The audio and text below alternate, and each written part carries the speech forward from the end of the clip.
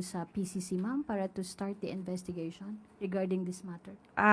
PCC, we have sent a letter to check based on whatever is happening today, ano. Pero ito po still under investigation kung meron or wala, no.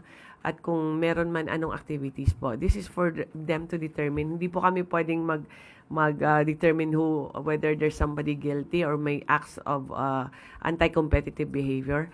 But this should be discussed in the proper venue. Apo, ma'am.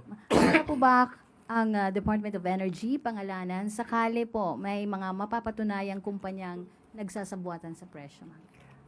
Kung meron pong ruling po, any court or PCC man or anybody that has jurisdiction over this investigation or cases, then I think kung may ebidensya at napatunayan po, then we should announce also.